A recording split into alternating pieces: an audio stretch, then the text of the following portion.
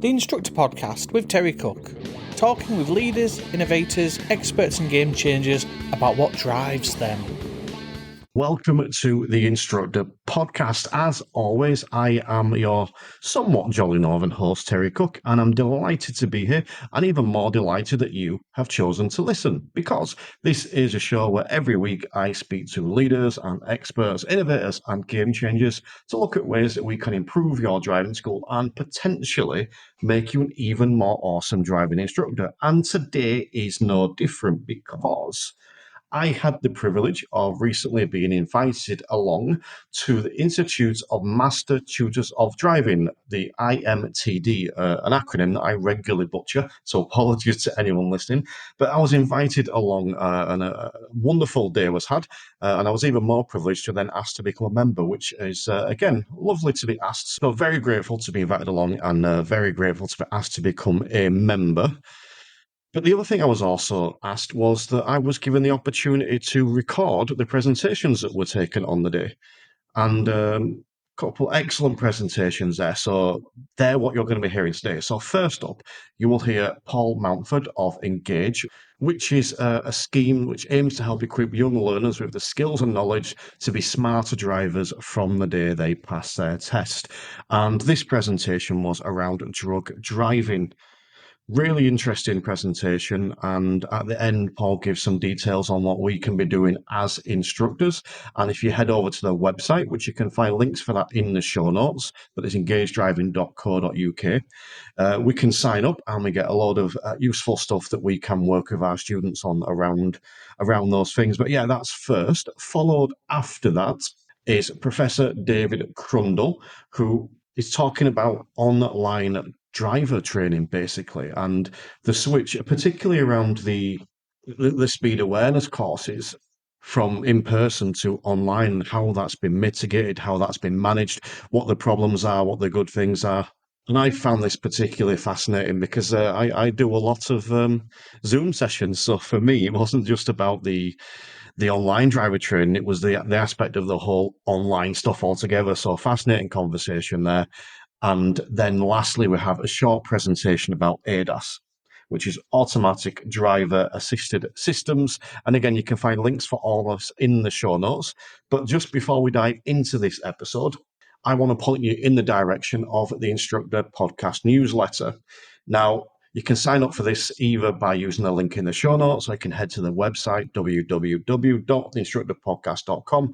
Highly recommend you do. It's where you'll keep up to date with all the latest news and goings on for the Instructor Podcast and the Instructor Podcast Premium. You'll even get some exclusive content over there. But as well, it's where you'll find out all the latest updates and news around the Instructor Meganar that's taking place on the 3rd of August. I'll tell you more about that at the end of the show, so make sure you hang about till the end. But yes, sign up to that newsletter, www.theinstructorpodcast.com, or check out the show notes. But for now, let's get stuck into the show.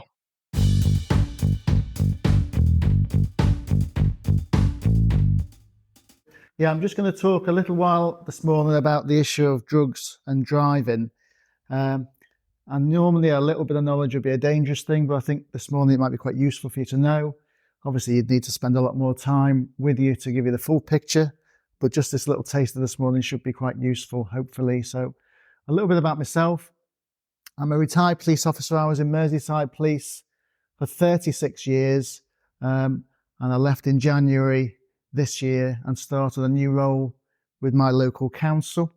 However, I still train the police as an instructor on the equipment that they use for enforcement across the country. I go around various forces on behalf of DTEC, who produce the equipment. I also run a small community interest company. I say run it. It says I'm director. It's me. I do everything. But I rarely have time to do much with it now with my jobs that I'm running. So it's sort of sitting there in the background, really.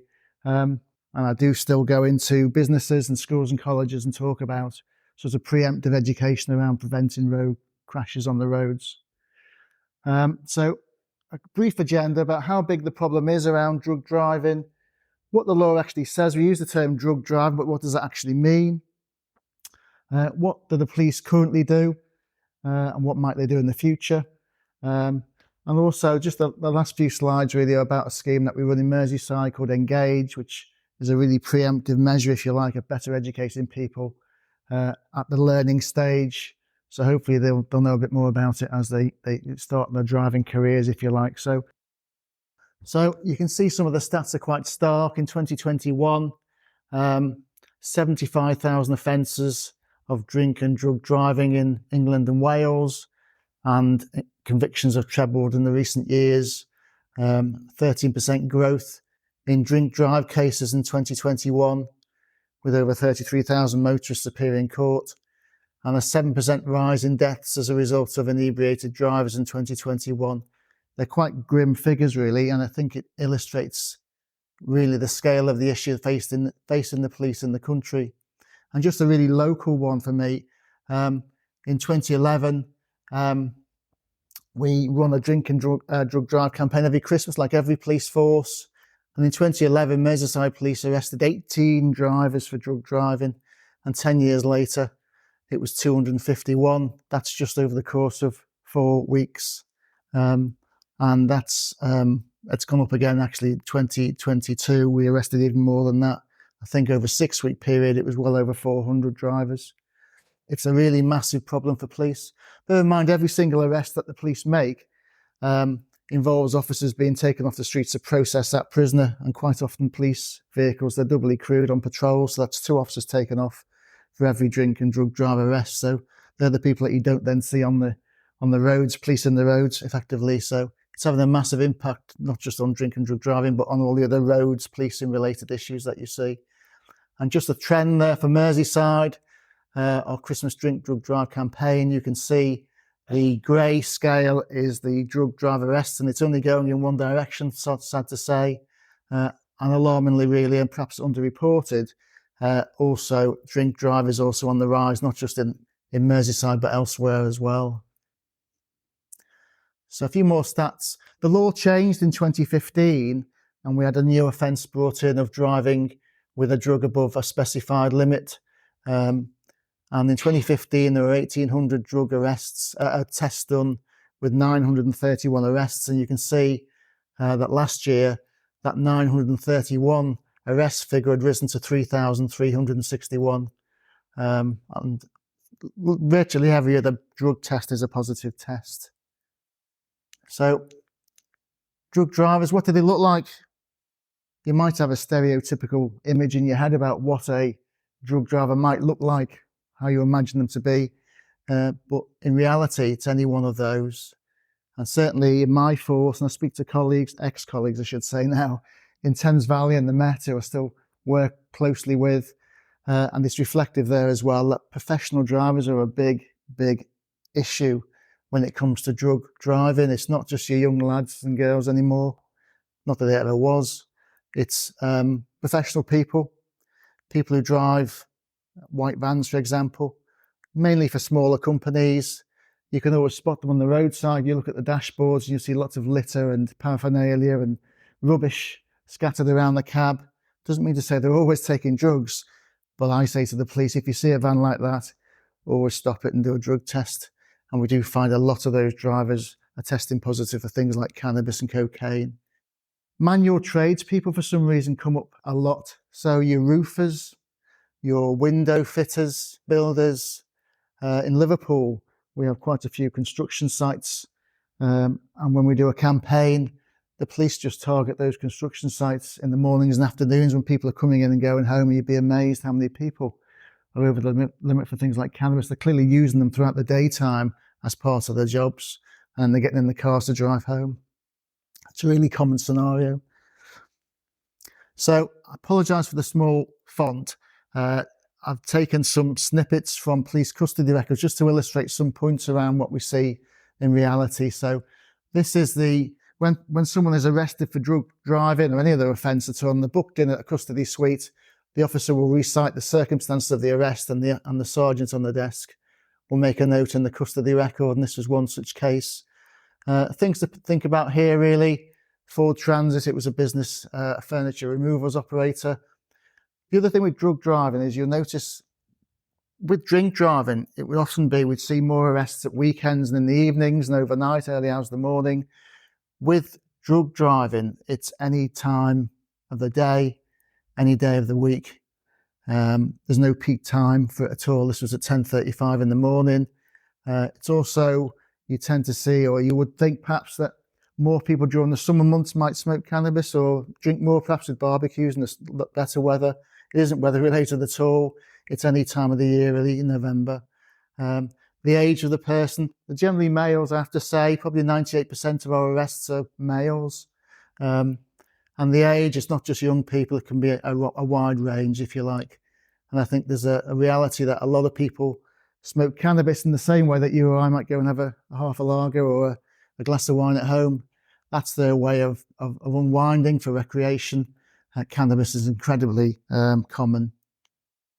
Next one, again, this is an HGV driver, again, a professional driver, 55 years of age, 4 o'clock in the morning, he rolled his HGV on the motorway on the M6 and was positive for cannabis.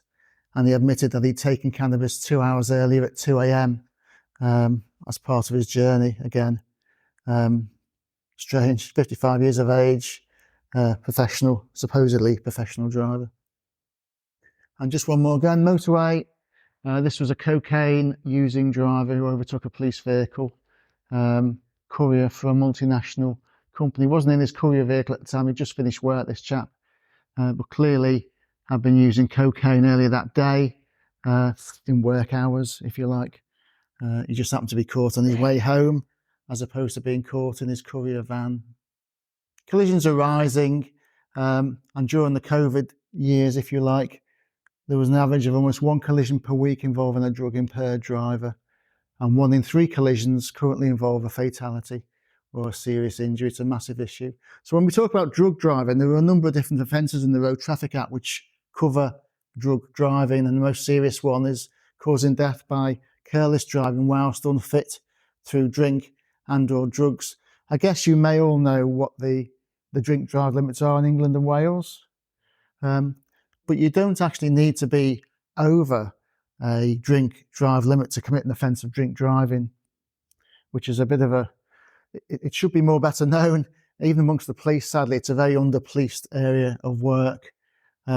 Section 4 of the Road Traffic Act creates this offence of being unfit through drink and drugs, but you don't need to be over the limit to be unfit. We probably all know, we may be ourselves, the sorts of people who even a small amount of alcohol can have quite a big effect on you. And sometimes it depends on the time of the day that you're drinking, or whether you are your physical shape, if you like, whether you're fully fit or not, healthy or not. Even small amounts of alcohol can have quite a big effect on us as people and on our driving. It doesn't necessarily mean that we need to be over a drink drive limit to be unfit. And that was the offence that was brought in March 2015, where the government created this offence of driving with a drug above a specified limit. And they listed a number of drugs that were going to be covered by the new legislation at the time. The police can test to see if people are over the limit for any one of those drugs. Unfortunately, the police can only test for 2 of the drugs of the 17, which is cannabis and cocaine. They were chosen because they're the most commonly used or misused, shall we say, drugs. But there are a whole range of other drugs that are covered by this legislation. But this is a slide that I use for police training, because the column on the right is what we call a time and a half column. And that's the length of time it takes for that drug, once it's been taken into the human body, to reduce by 50% or half. So cannabis, for example, has a very low limit of 2 micrograms or nanograms, but within 2 hours it will have reduced by half. Now we speak about those huge numbers of arrests that people, that the police make, if you like, but the number in effect is probably a lot higher. For every case that we see going through the courts, there are a huge number of cases that don't make it that far, simply because the police can't get the people into custody quickly enough to get that evidential sample to see what the level is like. And they're losing evidence with cannabis, they're losing 50% of that every 2 hours. And you can be waiting in an airlock in a custody suite for 2 hours sometimes to go in. So I'm saying there's a big problem based upon the arrest figures. It's even bigger than you might imagine, really. So the police can require people to take what they call preliminary tests. I don't know whether you're familiar with those. You'll be familiar with the breath test, I imagine. Field impairment testing. Do you know much about field impairment testing? I can give you a brief update on that shortly. And drug screening tests. Do you know when the police can conduct those tests? Can the police randomly test people? No, they can't. They can't randomly test people. They need to have cause, if you like. So if you've been involved in a collision, they can test you. If you've committed what they call a moving traffic offence, or if they suspect that you've got drink, alcohol, or drugs in your body, you've been using them recently, again, they can test you and use any one of those tests. You need to be driving a motor vehicle. And again, any minor offences even can be, broken light, an empty washer bottle, you name it, defective tyre. They can require the driver to take any one of those tests, if you like, or all of them. And any accidents at all. I struggle to say the word accidents. I always say collision because I work with an organisation called Road Peace, and we don't use the A word, as you would call it. We believe that the collisions, people don't crash by accident. They crash because they've done something poor. They've made a bad choice, a bad decision. They're going too fast, and it irritates me when they hear on the radio. They use the motorways are closed because of an accident. It's not an accident. It's a collision. Anyway, I digress. So unfit, it's the ability to drive that's impaired, not the actual driving. This is a big issue in police. I've spoken about arrest figures. The police, it's not very controversial because I tell them anyway. They're overly reliant on technology. They're overly reliant upon the equipment. Very few drivers are arrested for being unfit through drink and drugs. Very, very few. They're arrested for either failing a breath test or failing a drug test.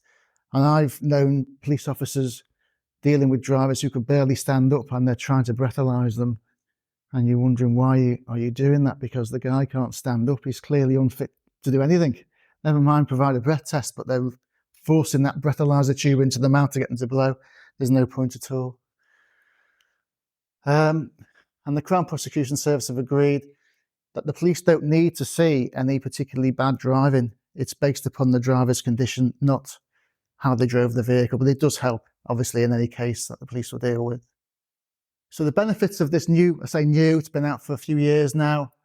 It brings some clarity, and it does. If you're over the limit for cannabis or cocaine or any one of those other drugs, that's the offence complete. There's no need to prove that they were unfit in any way. It's not always a simple, speedy case, but generally speaking, that is true. And we don't need the doctor's input, if you like, in many of these cases. If the roadside test is positive, they simply take a sample and the level is confirmed by an evidential one. Over the limit, job's good, a good one, really. So there's lots of medicinal drugs covered by the legislation, which the police don't test for, by the way. So this new law allows people who are using those particular drugs to continue to use them, and they shouldn't risk being prosecuted so long as it doesn't cause them to be unfit. They've got a defence, if you like, to use those drugs. And if they are over the limit for any one of them, so long as they're not unfit, then they've got a defence in law. And they use things called drug wipes. And it's a roadside test which takes about 8 minutes to do. Only tests for 2 drugs, and as you know about, be aware, there's a whole range of drugs out there that the numbers are increasing every day, which the police can't test for. They can only test for 2 at the moment, which is cannabis and cocaine. Do you know about medicinal cannabis? Suppose it's so called. You'll heard a lot about that. That's not covered by this legislation, and it's not tested for by these devices. They only test for THC, which is a metabolite of cannabis, which causes it has a psychoactive effect, if you like. CBD, which you can buy quite normally in health shops and supermarkets and online, that shouldn't cause any impairment, and therefore you can legally take CBD cannabis, but you can't obviously use the illegal cannabis, which has got THC in it. Each drug drive case can take quite a long time to go to court because it's such a huge problem. And there are only a limited number of forensic labs in the country to deal with this massive workload. There is a huge backlog in cases, and some cases are being lost because they go over the 6-month statutory period where people then aren't prosecuted at all. It really is a huge problem at the moment. Oops. I spoke about the tests, and I mentioned about them only testing for 2 particular drugs. So how do the police know if someone has been taking LSD or amphetamine or any other drug for that matter? These tests are underused, and there are very few of these tests actually done, but they're still evidentially valuable because the police now, I'm not being too critical of them, they've got a magic drug tester which they'll test people with, and it gives them a positive or negative. And with these tests, they take a bit longer. They take about 20 minutes, whereas a drug test is 8 minutes. But of course, the drug tests only test for cannabis and cocaine. So if you're someone who's taken amphetamine or ketamine or one of these psychoactive things or nitrous oxide, which is fairly commonly seen nowadays, a drug test isn't going to show that at all. So you need to prove that someone's impaired, and these tests are very good. When they're done, I would say probably these tests are only done when the officer really suspects someone has taken drugs. So I'd say in 80% of these tests, they're not able to perform them very well at all. And it just gives them that visual evidence, if you like, that somebody clearly was impaired to drive. So I spoke earlier on about the Engage scheme. I know, Kathy Higgins, you'll be familiar with this because you're on our scheme, aren't you? But with Engage, some years ago, I was in road policing for 27 years, so it's really all I knew. And I would look at our collision stats and see the numbers of young drivers who were crashing their cars, who were dying on the roads. And naively at the time, I didn't know much about driving instruction. I thought to myself, why is this happening? Because these are drivers who recently learned to drive, recently undergone a course of lessons, passed the driving test, so they've been shown to be competent, I thought back then. And yet when they get in the cars with their friends, within a matter of months, or in the first 12 months, they're killing themselves and the passengers. Where are we failing these people? Why is this happening? And of course, and I go into schools and colleges and I speak to sixth formers who've recently passed the driving tests, and I ask them, what do you know about alcohol and drugs and drug driving? And they say, don't know anything about that at all. But you've just recently took your driving test. Didn't learn about that. Okay, well, what about sort of driving with your passengers in your cars and peer pressure from your friends who might be egging you to drive in a certain way that you're not comfortable with? Did you learn any coping strategies around that? And they'd say, no, we didn't cover that either. Well, wouldn't you have thought that would have happened? And I'd speak to driving instructors and they say, we don't know enough about that really to talk about drink driving and drug driving. How would we tell people all about that? And we sort of saw a problem. And so we started Engage some years ago, where we've worked with driving instructors. I say it was the police and the Road Safety Partnership, and I still do it now, even though I'm outside of the police. And we ask instructors if they'll have a conversation, if you like, or do a module with these new drivers, with the novices, about some of the issues that we see, the real life issues that result in road deaths and people, drivers and passengers being killed and badly injured. And they're just currently the number of modules that are delivered by ADIs during the course of the driving lessons. So no extra time involved. So they sign up to our Engage scheme. They have access to a website with all the supported materials are there in the background that they can access. We have regular meetings with them to update them on collision data. Could be any trends that we're seeing, so they can share that with the new drivers. It's a really effective scheme. I'm sure, Kathy, you find some value in being on it.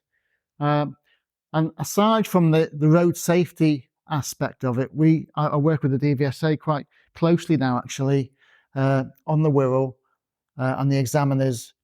And the examiners say to me, I can spot an engaged driving instructor on the standards check, because they're so much more confident, not just in talking about the topics, but in the way they drive, the way they handle themselves with pupils.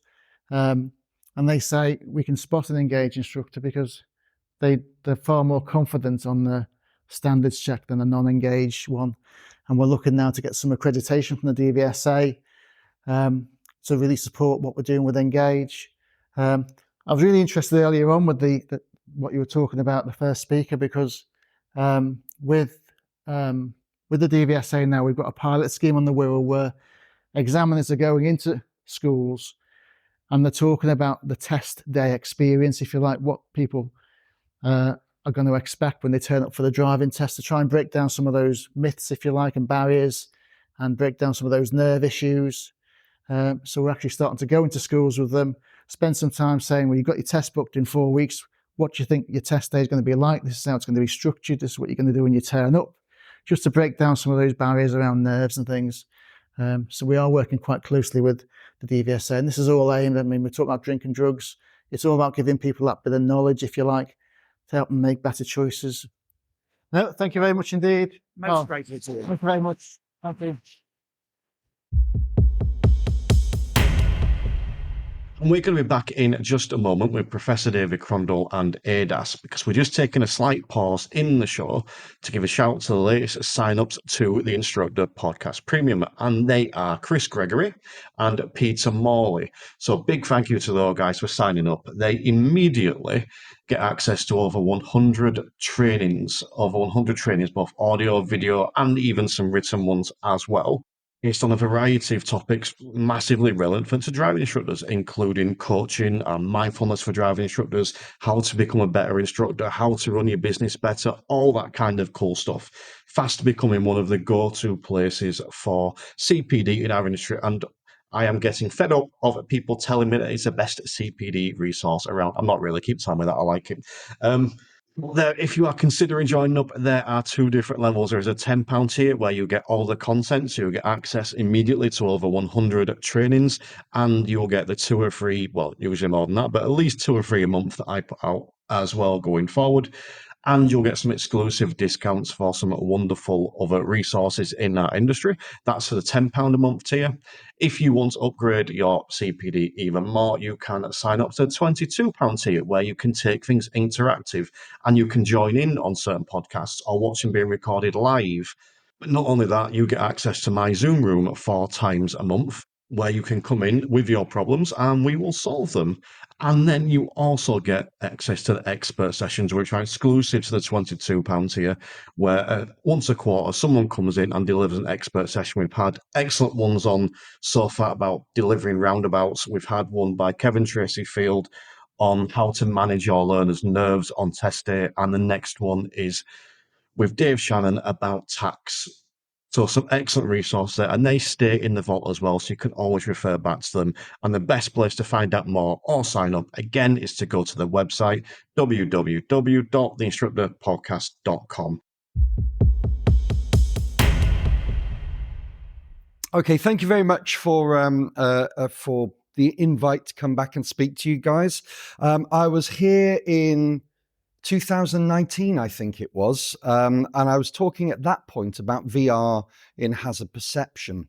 That work has continued on now, some very exciting stuff that we're doing there in more of a fleet-based approach. So we've now got 360 hazard clips for HGVs and for light commercial vehicles, all very exciting, but I'm not going to be talking about anything about that today.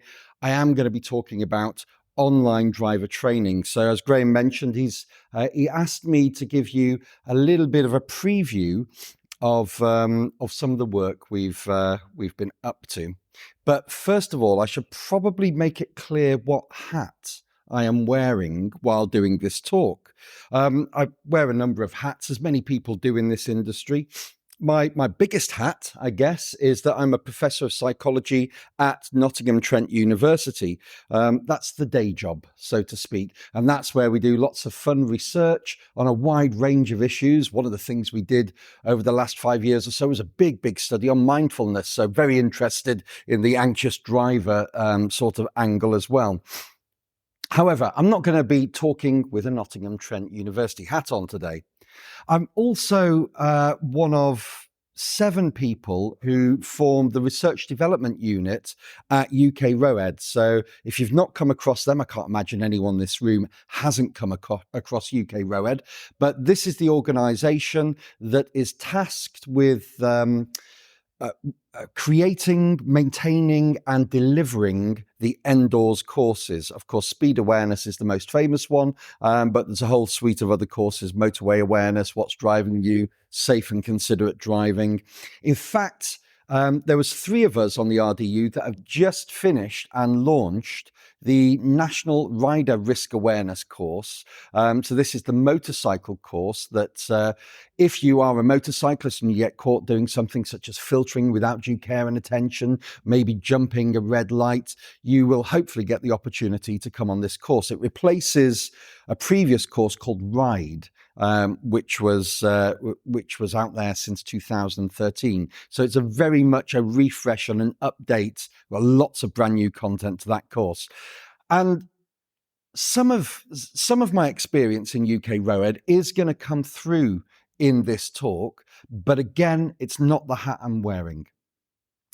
Also, I am co-founder of a spin-out company called eSitu Solutions from the university. We won some Innovate UK funding to take our hazard perception, risk-based perception work out to the fleet market. And that's where a lot of our VR stuff and our online hazard tests have gone.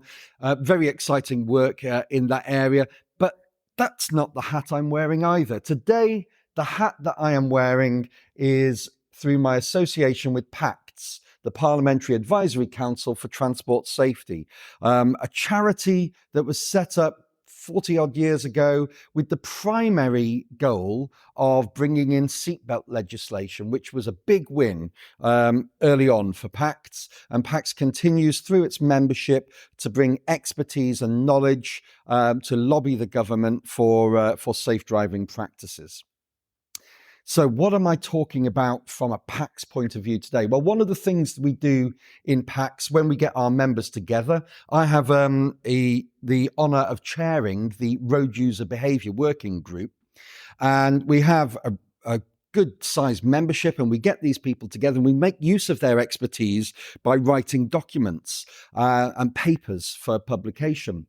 And the one thing that we've been focusing on for the last year or two is an introspective piece, a data collection piece on the rapid shift that we saw from online, from face-to-face driver training in classrooms through to online training, which was precipitated by the pandemic.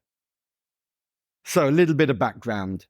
Of course, we've got a lot of, or we had a lot of face-to-face training courses, which were based in the classroom all across the UK. A lot of these, of course, CPC, especially for HGV drivers with their mandated 35 hours, but lots of other courses for professional drivers as well. Then, of course, we've got voluntary advanced courses. We've got diversionary courses. So courses where people are caught for, say, drink driving, and they may get put on a drink drive rehabilitation course.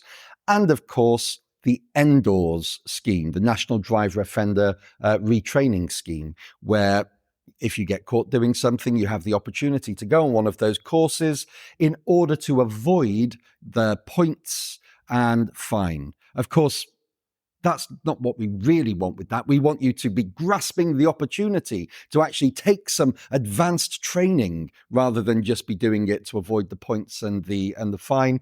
But also, we have to be realists. They are fine avoiders when they come in. What we want them to be is advanced drivers with a new, enlightened outlook when they leave. And sometimes that works. So we've seen this shift from face-to-face. Then COVID hit, the pandemic shut everything down in March 2020, and those face-to-face courses had to close down. Those training providers needed a way to maintain their training, to keep that training going on. So that's when everyone rushed to online training using video conferencing software. Teams, Zoom, other conferencing software is available, but those are the two biggies. Of course, there's a lot of different types of online training. So you can have e-learning training, asynchronous training, message board related training. All of those officially are sort of online. So we use the term VILT to distinguish this type of online training from all of those others. It stands for Virtual Instructor-Led Training. And essentially, it's trying to capture what happens in a classroom, but put it online. So your instructor is going to be there, their face is on screen, they are talking to you, you can see everyone else in that training group, and the course is given pretty much as it would be given in that classroom setting. Now, it turns out that what we were doing with this paper is we were going to go back and have a look at the literature, try and understand what the studies say about VILT, virtual instructor-led training, and then also go out and interview trainers and providers about their experiences through that shift to online training. In this process, we came across actually real theoretical positions of how people should be developing virtual instructor-led training. Of course, none of these were referenced or looked at, or no one was interested in these come March 2020. They just needed to get the stuff online as quick as possible. But I think it helps us to try and view what's happened over the last few years in light of these theories. Media naturalness theory is perhaps the one which is most pertinent here. And it acknowledges the fact that communication is an evolutionary process. We have evolved to the point where communication, face-to-face in this sense, is natural. It's automatic. We don't need to worry about thinking consciously about when we interject. It happens automatically through a mixture of cues, not just the verbal cues, but also the visual cues in terms of body posture, in terms of tilting of the head. All of these micro behaviors fit into that communicative process. One of the problems that arises from media naturalness theory, however, is if we start moving into an unnatural communication environment, then we run the risk of creating ambiguity in the message. And we run the risk of increasing the cognitive demand, the workload on those people involved in that communication. The more different the communication style is from this naturally evolved conversation, the harder it is going to be. So the main message from this is make it as straightforward as possible, as close to the real thing as possible. Then we've got the media richness theory. This is much more progressive. This is saying grab those opportunities, look at the new technology you've got, look at these new communication media, and don't view it as being natural to unnatural on a continuum. View it as being impoverished to rich. And actually what we can do with new technology, with new communication media, is we can increase the richness of that communication style. So for instance, in terms of people sat at home watching training on their laptops, well, all of a sudden they've got access to a whole suite potentially of third-party software that could be brought in to enhance that learning experience. Virtual whiteboards, for instance, could be brought in to make the learning experience even better than it would be in, say, a face-to-face context. Great in theory, admittedly, this media richness theory as applied to, let's say, VILT. But of course, as I said, right at the time, no one was bothered in theoretical positions. No one was bothered in terms of working out how to make training even better. It was just racing to get the stuff online so that we could maintain transport safety through these courses. There's also the problem that it's not just the trainers and the providers who need to be ready to invest in media richness. Your clients, your trainees, they have to be ready for it as well. And if they were dragged into online training and then all of a sudden we're throwing at them lots of third-party bits of software, we're going to overwhelm them. So media richness theory, great in theory, but very, very difficult and understandably avoided in this first few years of where we've rushed online. There is a sort of halfway house here, media compensation theory, which acknowledges that we do have evolutionary standards of communication that are very important to us, and we need to try and emulate some of them in order to maintain great communication in that learning environment. But it's quite happy with media compensation theory to value some things over others. So for instance, one of the big things that comes out of media compensation theory is that audio is key. Yes, visuals are important for all those nuanced conversations, but if the visuals break down, as I'm sure you've seen it, some people will just say, well, I'll just turn my camera off because I'm getting a bit of lag. And yes, there is a little bit of discomfort that you're staring at someone you can't see and they're staring at you and they can see you. And you can't really say, well, if you've turned yours off, I'm going to turn mine off as well. So there, you can't really get away with that. So there is problems with losing the visuals, but the audio is the most important. If people start stuttering due to Wi-Fi breakup or broadband breakup, then the message doesn't get across. So media compensation theory, halfway house that acknowledges we have to focus on the key, most important elements in this learning environment. So what did we find when we did this study? Looking at the literature beyond those theories, but also looking at interviews with our trainers and providers. Looking at the trainers' experience, the first thing we noticed, or the first thing they reported, my gosh, this was a steep learning curve. Understandably, not all trainers wanted to go into this learning process. Some of them decided to step back and wait till face-to-face training came back. Some decided to retire early. But for those who stayed with it, they did report a very steep learning curve, getting to grips with the software, getting to grips with the new training style that was required. Trainers also found themselves doing two jobs. They weren't just training and putting across the information, engaging with their audience. They were also IT troubleshooting. Yes, a lot of these trainers did have some backroom staff from their training organizations that would help them prior to the course to make sure that they were online. But when you're in that virtual room with them, very few of them had recourse to call in external IT support. So they were being IT support as well as being trainers. And when you've got sort of like maybe 10 or 20 other people waiting in your virtual room for things to start, that's putting extra pressure on these trainers. Of course, hardware and broadband limitations were always going to be an issue right from the off.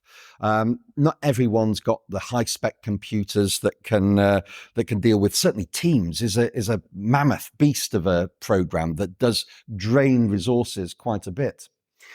So it was important to make sure that our trainers had both the hardware and also good enough broadband in order to to engage with their clients. Of course, they were all doing this from home at the time because everyone was locked down. So this had to be their own personal broadband that they were using. But it's not just the trainers who were limited in terms of their hardware. A lot of clients, a lot of trainees, especially when you start thinking about indoors courses, where you've got people from all over the spectrum of the UK driving scene, are limited in terms of maybe the hardware they've got.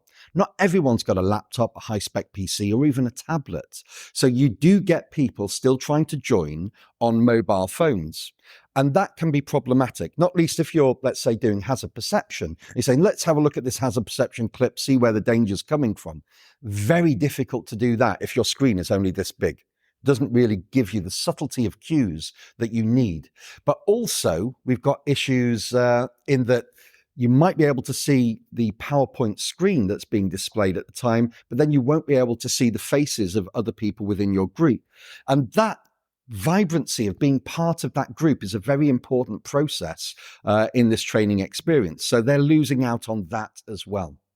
There were, however, a lot of positives that came out of these interviews. Not least the pragmatic benefits that you are removing travel time and you are removing things like venue hire. Certainly, if you have to travel an hour to get to a 4-hour course, then an hour home, that's an immense increase in terms of the resources or the time that you have to devote to that course, both for the trainer's point of view and the client's point of view. Removing that streamlines course efficiency. It also removes geographical restrictions in attendance. So I told you about at the start about the motorcycle course that we've just refreshed and renewed. Well, the original course was very favorably received back in 2013, but the big problem was we weren't getting a lot of riders referred to it. Now, riders themselves, they make up a small amount of traffic on the road, about 1% of vehicle miles travelled. And that means that if you get a course running in, let's say, Brighton, you might only get 2 people attending that course. And certainly if it's face-to-face, that is incredibly expensive to put on. However, when you are online, you might have the 2 people in Brighton who were caught, but you've got 2 people from Aberdeen, someone from Edinburgh, Manchester, Liverpool, York. You can bring them all together in the same place online, which means that these courses are more efficient and more likely to be sustainable in the future to keep them running. The other nice thing is our trainers did confirm that people seem more receptive when they are sat in their own space, more open-minded, more willing to engage. So when you place them in a classroom, they feel a little bit of uncomfortableness in that first instance because they are literally out of their comfort zone. You keep them in their comfort zone, in their study, in their bedroom, in their living room, in their dining room, or even kitchen, then they feel that they are grounded in their own location and therefore become more open-minded to the lessons that are being taught. It also means that for those few people who still like to be wallflowers, as our trainers refer to them, those ones who would prefer to sit at the back of the classroom and keep quiet, it's very hard for them to hide. They are the same size on screen as everyone else, and certainly for Endor's courses, there is an insistence there. It's a definite requirement that everyone has to have their camera on. So that means it's very much harder for these wallflowers to hide. They do get brought into conversation. Quality monitoring can also be less intrusive. So a lot of quality monitoring, again with the Endor's courses, involves someone sat at the back of the room watching the presentation. That can be a little distracting for people who are clients and trainees in the room. But now they can sit and they can have their camera off and just watch passively in the background of an online course, or even with the appropriate permissions in place, potentially watch a recording of that show, of that training event afterwards. There was also the benefit that when people were moving online, they were finding that certain things didn't work quite as well. So obviously certain discussion points weren't going to work as well. So it forced them to review the content and refresh the content, and that was seen as a positive. The big benefit, however, though, is that for those providers who monitored some level of client satisfaction went up. People like this. They like doing courses from their own home rather than traveling to a venue where they don't necessarily know where it is and then having to travel home again. They really enjoy this method of training. And of course, as client satisfaction goes up, what we hope is that that means that the learning benefits are going to increase as well. We don't quite have that evidence yet, but that evidence is being collated. What I want to do with the remaining elements of this talk is just pick out a few issues that I think were quite important that came out of this, this research, this piece of work. And the first one is around accessibility. Certainly, we had great concerns at the start of the pandemic that this move to online training was going to have a negative impact on accessibility, especially for the older generation, the generation that we might think isn't as computer savvy, isn't as technically comfortable. It turns out that for many of our trainers who we talked to, this did not seem to be an issue. The older participants were able to get online.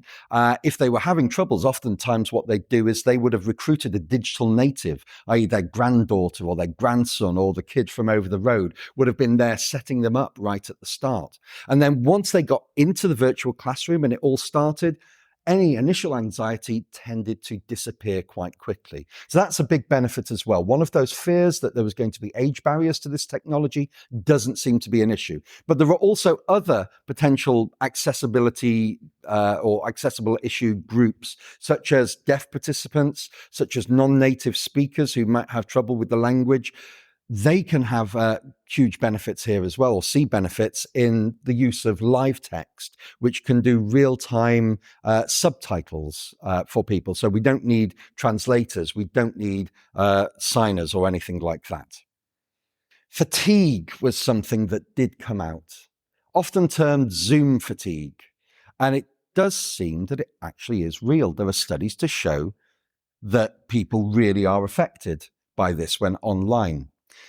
Understandably so, because the communication is much more demanding. Those, as I mentioned before, those automatic processes that we go through when we're actually communicating with each other, they now have to be conscious.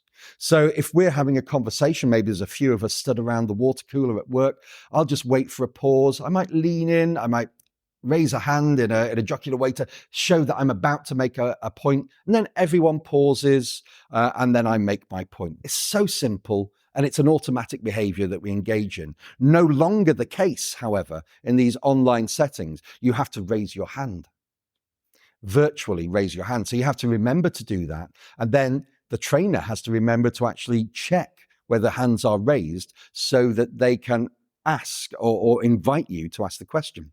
And then you've got all of those problems of things like remembering to put your mic on. How many people, I'm pretty sure it's everyone, has started saying something and then everyone goes, no, your mic's still on. Happens to everyone. Or the problem of the legacy hand, where you've asked your question, you forgot to put your hand down. And then about 5 minutes later, they go, oh, Crundle's got a question. You go, no, sorry. Just forgot to put my hand down. And you put your hand down in shame. So all of these things are problematic because they're not automatic behaviors anymore. It requires conscious thought. And because we're doing this consciously, plus throwing a little bit of anxiety about your legacy hand shame, it's all cognitively demanding. Plus, everyone is staring at you. Now, admittedly, eye contact in these settings isn't quite perfect because cameras are always offset from where people are looking on the screen. But for the most part, you stand far enough back or they're far enough back away from the camera, it looks more or less like they're staring at you. That's not something evolutionarily that humans like. There's two reasons why people stare at you intently: sexual interest and threat. Both of those in this sort of situation are anxiety provoking. You know that neither of those are real in that situation, but it affects you somewhere in that evolutionary reptilian brain of yours, that mammalian part of it at least, where we are aware that there is a potential for fight or flight here. Overcoming that, again, is anxiety provoking and it's cognitively demanding to pat that down. Then you've got this other issue. You've got that dreaded little box right in the corner that shows what you look like. And it's inevitable that humans are self-monitors. We are interested in what we look like when we are having communications. And even if you're forcing yourself not to look at your hair or how you look or what you've forgotten to remove from the background, just the effort required to not look at yourself is, again, cognitively demanding. Finally, you've got to sit still. Now, when you're in a normal communication environment, let's say you're all sat on chairs, somebody might tilt back a bit, somebody might lean over to get something, somebody might, they'll move around. They'll look away. That's fine. But when you're online, there is this requirement, certainly more so for trainers than it is for trainees, but of course the requirement for trainees is implicit, that you stay within that frame. And there's none of that sidling out or general slouching or leaning back in your chair because then everyone's looking straight up your nostrils. There's none of that you want to be seen on the screen. So you have to maintain that body position. And again, that is cognitively demanding. So in these situations, we've got a whole host of things going on that is more problematic. You know, with Endors, we even explicitly tell the trainers how to present themselves on screen. So we've got to make sure that they're not too far away, not too close, not at the wrong angle, just right. The Goldilocks position, where you've got head and shoulders. So there is a problem with Zoom fatigue, and it means that courses feel longer. There's even a little bit of evidence to suggest that courses might be longer if you take the same material and you do it online. It might run longer because you've got those communication difficulties that you have to overcome. Although perhaps some evidence suggests that once the trainers have got into the swing of things, that the courses will start to become more comparable in length. But the big problem is it just feels longer. You feel tired. You feel like you've been at it for a much longer time. So in order to maintain that level of engagement with the learning, we really, really need to be aware that courses should be shorter wherever possible. And certainly with the Endors courses, we recognize that, and we reduced the courses by 25%. So a 4-hour speed awareness course became a 3-hour online course. Of course, that leads to all sorts of problems. What do you throw out? Because everything's gold dust in those sorts of courses. So it was really difficult to actually decide what to remove in order to bring that course time down. There's another issue about how many is too many. Now, the courses we looked at, the trainers that we looked at or talked to, their courses ranged from around about 9 to 20 people. Now, it turns out when we looked into this, there's not a great deal of research out there about group size in VILT, in these online training courses. Of course not, because it's been relatively recent that we've moved to that size. Most of the work has been done on face-to-face communication, which really doesn't translate as well. So what we've had to do here is let's consider the trainer workload, because they've got to remember these people, who's engaged, who's not engaged, who said this, who didn't say that. They've got to have a handle on that. But they've also got to be able to see the faces of these people. They've got to be large enough on their screens so that they can see the emotional reaction that they may have. Certainly, if you are playing a video that is traumatic, you want to be watching for anyone who's going to be triggered, because you need to make sure that you follow up with them and dispel any negative consequences of watching that video. And so on that basis, also, if we think about it, there's a classic number in psychology for working memory, which is 7 plus or minus 2. This has been out since the 50s, and it's the idea that if you have just random bits of information that you have to remember, such as digits that are completely unconnected, then on average, the average person will remember 7 of those digits. But there is a little bit of leeway. Some people might be slightly better, some people slightly worse. So that's why it's plus or minus 2. So 9 is about the maximum size of working memory capacity. There's lots of subtleties to that argument, and we could spend all day talking about it. But it's a rule of thumb that we were using here to help us come up with a suggestion of 9 people for training in this instance. Of course, the more people you train, the more effective, the more efficient your course is, but not necessarily the more effective. Small group discussion was one of those things that was desperately wanted right at the start of the pandemic. And thankfully, breakout groups have got more effective. We're less likely to lose people in the ether when they go off to breakout rooms now, because you can automatically set it that you send them to the room, you give them a time limit, 15 minutes, and then it automatically drags them back.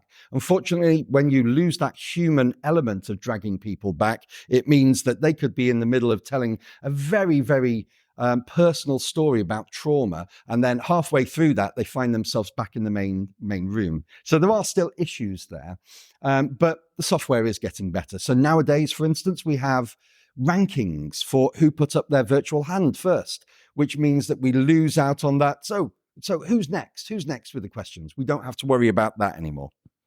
So in conclusion, what top tips can we take from this? There are many more sort of things in the actual report, and I'll encourage you to go and download it once it becomes publicly available. But good IT support is needed, and that is needed beyond the trainer. The trainer shouldn't be the only person who is knowledgeable about IT in your training industry, in your training organization.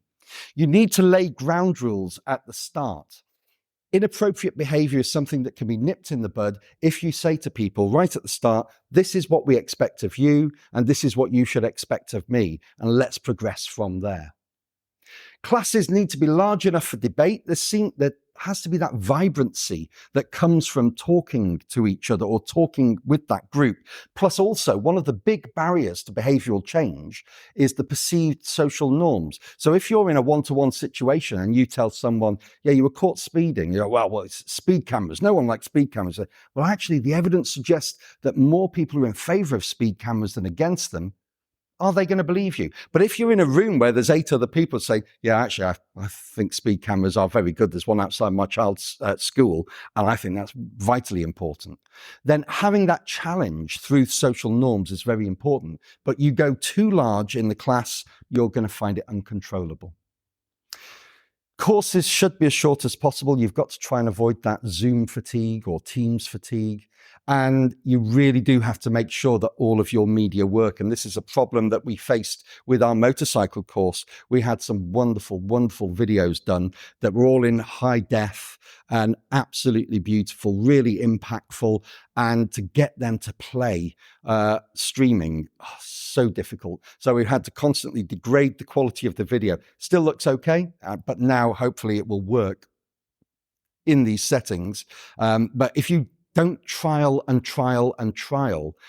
these media across different platforms, across different browsers, you're in for problems further down the line. And finally, the one thing I think we'll finish on is that it has been a success. It's been rushed. It was rushed. We didn't have time to plan this move properly. We were forced into it. And that's partly why we've done this paper as a retrospective of that process, what we've learned, what we might be able to do better in the future. But overall, considering we rushed into this and it was out of necessity, it's turned out remarkably well. There have been issues, there will still be issues, but overall, it has been very beneficial. And many of the training providers we're talking to have gone back to face-to-face training, but they have maintained their online training capabilities as well. And I think that's a sign that we've definitely not had a blip in the way that training is given, but we've seen a step change. And this is going to be with us, like it or not, for the foreseeable future. And with that, it's sort of slightly over the half an hour that Graham allotted me. I will finish. Thank you very much. Right, everyone.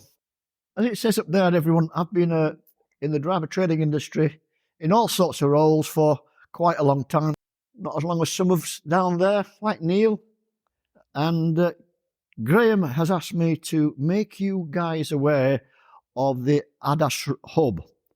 There is a web link there if you want to copy it down, which I'll bring up later on again.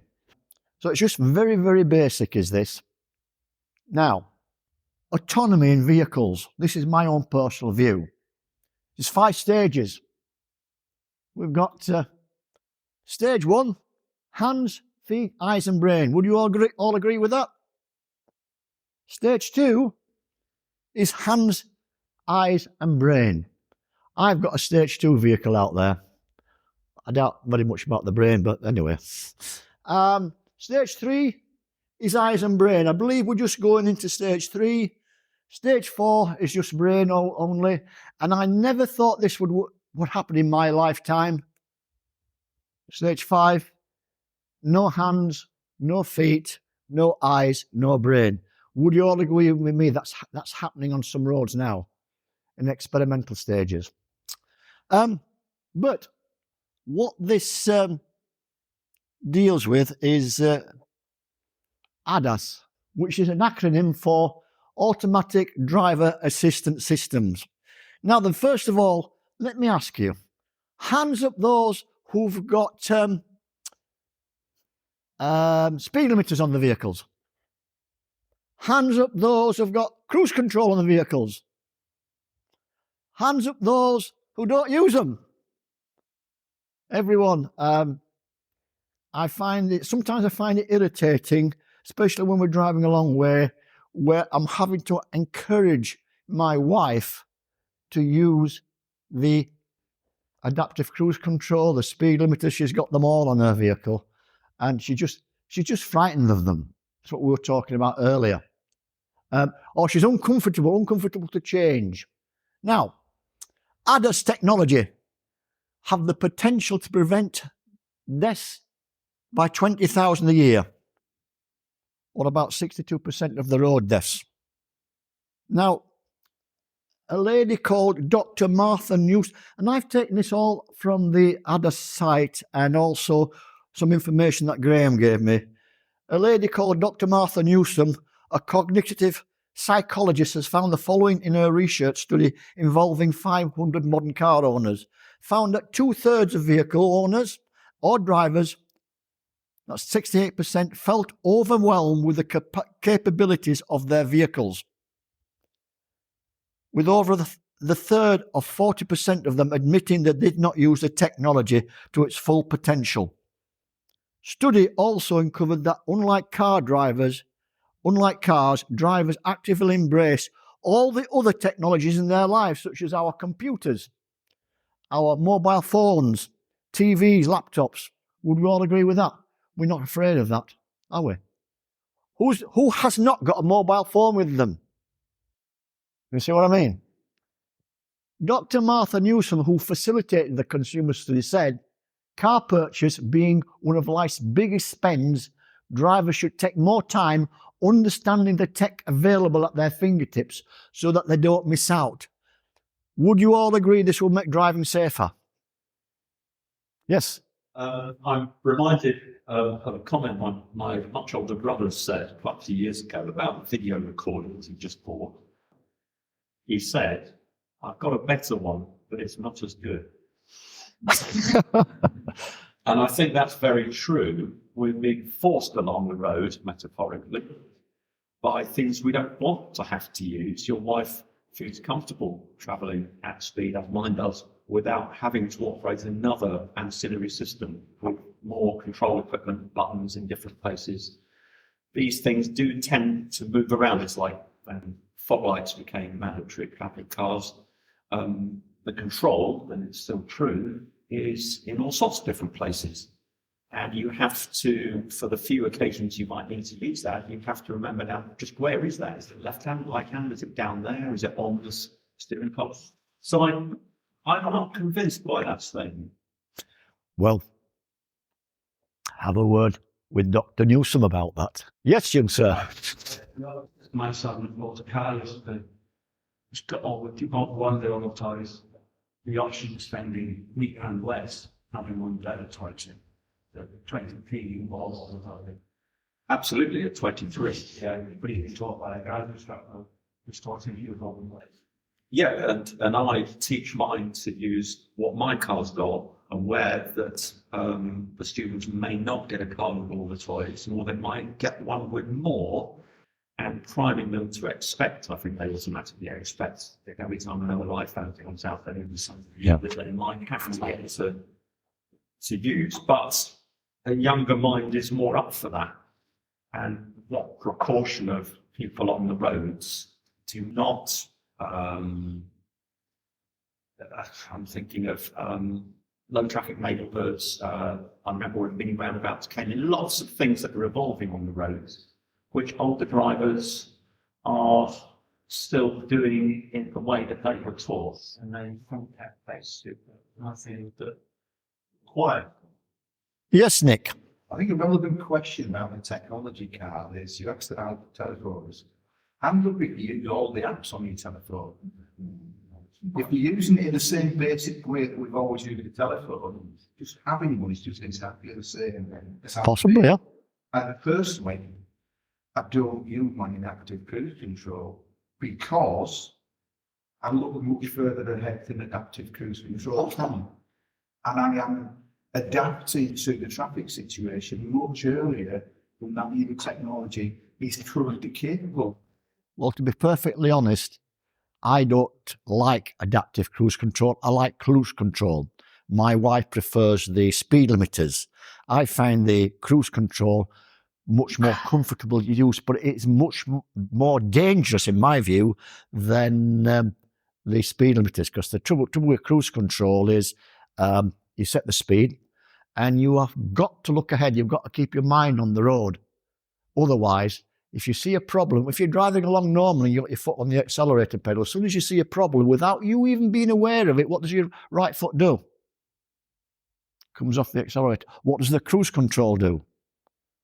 Keeps flying forward, which nicely brings in, this is going completely off track now, nicely brings in the importance of keeping lots of space. It's my personal belief that if everyone kept their space out there, then the incident rate in this country would drop by 80%.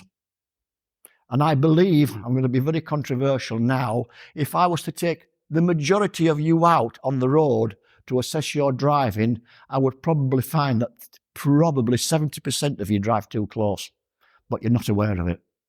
Would you agree with that? Yep. Shall we move on? I've only got 3 minutes.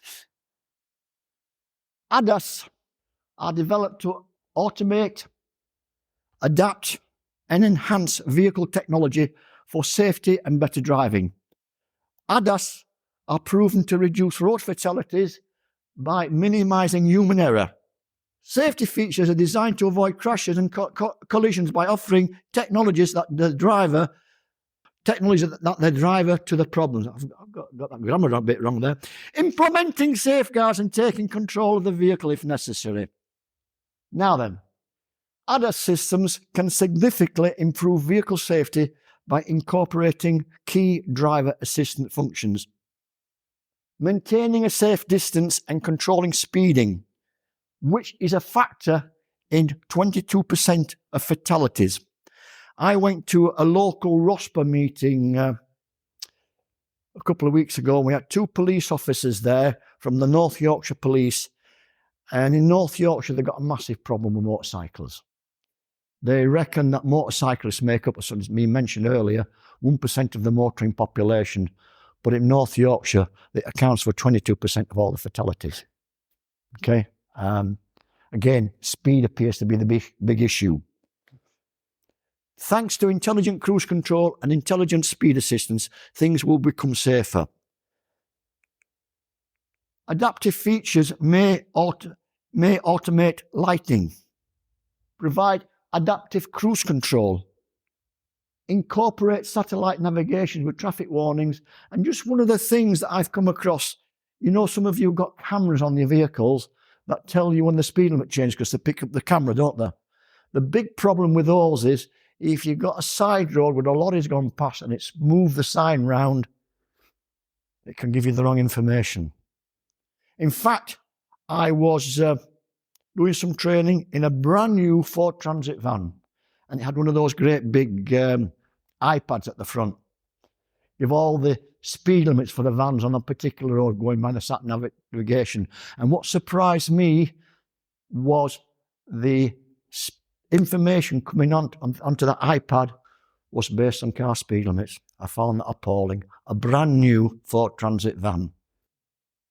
Strange. So the point I'm making is do not rely too much on what you see on your screens. Use a bit of common sense. Use your eyes. Okay? Alert drivers to possible distractions. Assist in lane departure and centering. Provide navigation assistance through smartphones and provide many other features. So what is ADAS? As I said earlier, this is an acronym for Automated Driving Assistance Systems and applies to electronic technology that assists drivers in driving and parking functions. Modern cars have sensors fitted that can monitor surroundings and either alert the driver or take action in the event of a driver error. Using electronic technology such as cameras, radar, the area. So using electronic technology such as cameras, radar, the area around the vehicle can be scanned for objects that the driver may or may not have seen. Then if a collision occurs or a collision is imminent, the vehicle warns the driver in the form of audio warning, backed by a visual warning on the dashboard or even haptic vibration through the steering wheel or seat. If the driver does not react to the warning, the vehicle in some instances may automatically intervene and prevent the collisions. Do all cars have ADAS? Not all cars have the full range of driver assistance functions. Many have individual technologies fitted as standard, with others as optional extras. ABS is mandatory, and there's moves to make more advanced driver assistance technologies such as auto emergency braking standard on many cars. Cars, lorries and vans can all have ADAS, even motorcyclists. So, can I be very controversial? It's my belief, and I've been doing this job a long time, I've experienced and everything, it's my belief that the driving test is probably getting to the stage where it's no longer fit for purpose. It's my belief, and I've held this belief for a long time, that anyone should be able to take a driving test in an automatic and drive any vehicle. I also believe that somebody going from a manual to an automatic, there should be some sort of training put in place, because a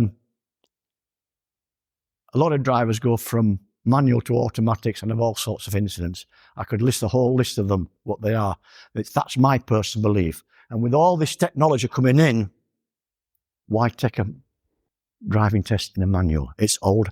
In fact, last Sunday, or was it last Sunday, I was involved something that I find a lot of fun in, taking young people, some of you may have heard of it, young drivers, taking them out on runways, anything from 10-year-old to 17, out in cars and flying up and down these runways, and they absolutely love it. And I had a young man there, 10-year-old, I was telling him about the old-fashioned handbrake.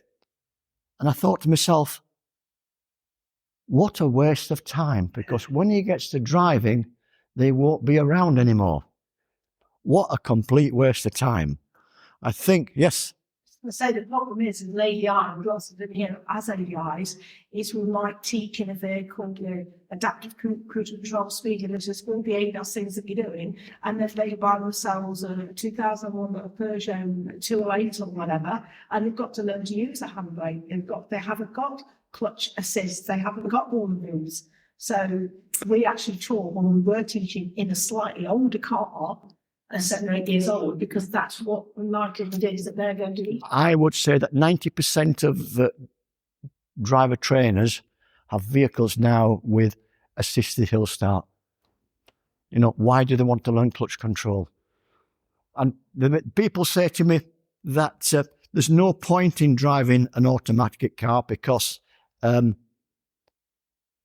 want to drive a manual. But it's been my experience that if someone buys an automatic, if they're learning to automatic, they'll say, I'll learn in an automatic because it's easier, and then I'll go and learn with a manual. They never ever go to the manual. And people that go from a manual to an automatic, never ever go back to manual. We're about 30 or 40 years behind America. They only drive gear shift, stick shift for fun. And that's it. Thank you very much, everyone.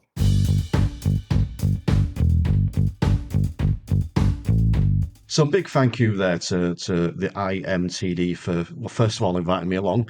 Second of all, giving me the option to record these presentations. I thoroughly enjoyed the day and I thoroughly enjoyed the presentations. And I got to catch up with a certain Emma Cottington, friend of the show, for the first time. And we had a pleasant chat afterwards, which was lovely.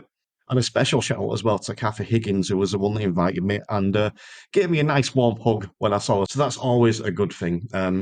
But I did say that I would tell you a little bit more about the Meganar. So on the 3rd of August, and it's going to kick off around about 6 p.m., I am hosting the first instructor Meganar. There are going to be 9 speakers, and they're going to be delivering roughly 20-minute presentations. So you can anticipate maybe taking about 3 hours, maybe 3.5 hours overall. It's open for all instructors to join. I say that there is a limit. I can only afford so much on a Zoom webinar to pay for, because the more people that come, the more you've got to pay. But yes, it's open for anyone to come and join. And the best way to find out more is to sign up to the Instructor Podcast newsletter. And again, you can find the link in the show notes, or you can go to the website, www.theinstructorpodcast.com. You sign up there. It's where we release the details. It's where we say who's presenting. You'll find out first over there. And so far, one person that we have announced is Stuart Lockery, who is going to be talking about why we shouldn't just listen to the DVSA and how we can be more than just a DVSA approved driving instructor. So delighted to be able to announce Stuart there, and we'll be announcing more throughout the rest of June. So yes, make sure you sign up to the newsletter for all the latest stuff around that. And all that's left to me is say thank you for listening. I genuinely appreciate it. I have done some big numbers this year, and I appreciate everyone that's listened from day one and everyone that has listened for the first time today and everyone in between. So thank you very much. And remember, If you're not enjoying driving lessons, you're doing them wrong. The Instructor Podcast with Terry Cook, talking with leaders, innovators, experts and game changers about what drives them.